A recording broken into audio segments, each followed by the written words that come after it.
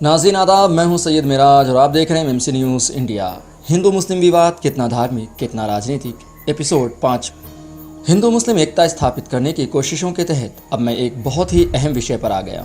इस भाग में मैं भारत में मुसलमानों के आगमन और इस्लाम फैलने के बारे में बात करूँगा। आपने सुना होगा कि कुछ दिन पहले मुंबई की एक सभा में राष्ट्रीय स्वयंसेवक संघ के संचालक मोहन भागवत ने कहा कि इस्लाम भारत में आक्रमणकारियों के साथ आया था, जबकि उनका यह कहना बिल्कुल गलत और निराधार है।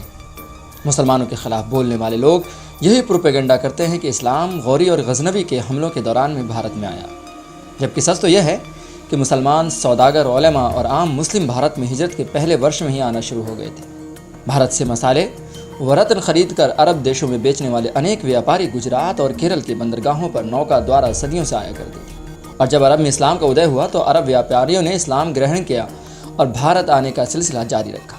कभी कभी मौसम ख़राब होने के कारण अरब के व्यापारियों को महीनों भारत में रुकना पड़ता था, जिसके कारण उनको नमाज़ पढ़ने के लिए मस्जिद की ज़रूरत पड़ती थी।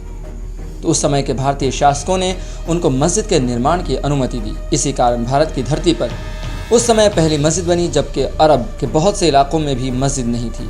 गुजरात के भावनगर के घोघा नामक गाँव में 1400 साल पुरानी एक ऐसी मस्जिद अभी तक मौजूद है जिसका रुख काबा की ओर नहीं बल्कि यरूशलेम में बनी मस्जिद अक्सा की ओर है, जिसकी तरफ शुरू के दिनों में मुसलमान अपना मुँह करके नमाज़ पढ़ा करते थे। मगर हिजरत के दूसरे वर्ष में जब काबा की ओर मुँह करके नमाज़ पढ़ने का आदेश आया तो मस्जिदों का रुख मक्का की ओर होने लगा। भावनगर की प्राचीनतम मस्जिद का रुख यरूशलेम की तरफ होने की वजह से यह अंदाज़ा लगाना आसान है कि यह मस्जिद 622 ईस्वी पैगंबर साहिब के जीवन काल में ही बनकर तैयार हो गई थी। यह मस्जिद इतनी छोटी है कि इसमें केवल 25 लोग नमाज़ पढ़ सकते हैं। इस मस्जिद के अलावा केरल के त्रिशूर ज़िले के कोंडगलूर तालुका में 1400 वर्ष पुरानी एक अन्य मस्जिद स्थित है, जिसको चेरामन की मस्जिद कहा जाता है। इसके बारे में BBC की 13/10/15 को प्रसारित एक रिपोर्ट में कहा गया कि वह पैगंबर साहिब के जीवन काल में बनने वाली भारत की पहली मस्जिद थी, जिसके लिए ज़मीन वहाँ के राजा चेरामन पेरूमल ने दी थी। कुछ अन्य स्रोतों का कहना है कि चेरामन की जामा मस्जिद 629 ईस्वी में पैगंबर हज़रत मोहम्मद के एक सहाबी मित्र हज़रत मालिक बिन दीनार के भारत में आने के बाद राजा चेरामन पेरूमल द्वारा दी गई ज़मीन पर बनी थी। इस तरह भारत के तटीय क्षेत्रों में बनने वाली यह दूसरी मस्जिद थी। वैसे पैगंबर हज़रत मोहम्मद से मिलने के लिए कई भारतीय सन्यासियों को मदीना जाने की बात भी कई ऐतिहासिक किस्सों में लिखी गई है। इन्हीं में से एक बाबा रतन सेन का नाम बहुत मशहूर है।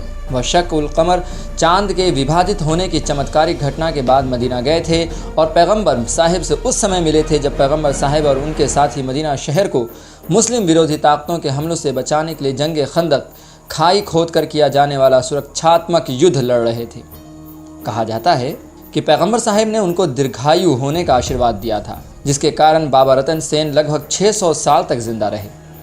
उनका मकबरा पंजाब के भटिंडा शहर के मोहल्ला हाजी रतन नगर में आज भी स्थित है। वैसे कुछ मान्यताओं के अनुसार बाबा रतन सेन की समाधि अमरोहा ज़िले के धनौरा गांव में स्थित है। इस्लामी जगत में उनको बाबा रतन उल हिंदी के नाम से जाना और पहचाना जाता है। उधर भारत के अन्य राज्यों में अनेक मुस्लिम धर्मगुरु और व्यापारी भी लगातार आ रहे थे। उस समय किसी देश में शांतिपूर्वक आने पर न तो कोई प्रतिबंध था, न किसी को वीज़ा पासपोर्ट दिखाने की ज़रूरत पड़ती थी और न ही किसी शरणार्थी से उसका धर्म पूछा जाता था। इसलिए कोई भी इंसान कहीं भी अपना घर बना सकता था। चूँकि भारत से मुस्लिम देश की सीमाएं मिलती थीं, इसलिए अनेक लोग भारत में आते रहते थे। ऐसे ही सर्वप्रथम आने वालों में हज़रत अली की बेटी हज़रत रुक़ैया बिनते अली शामिल थी। हज़रत अली की इन बेटी को बीबी पाक दामन के नाम से जाना और पहचाना जाता है।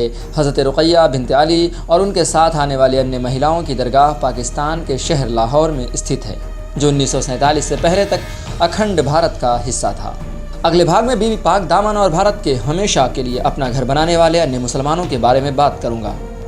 तो जारी रहेगी यह किस्त और मिलेंगे अगले एपिसोड में।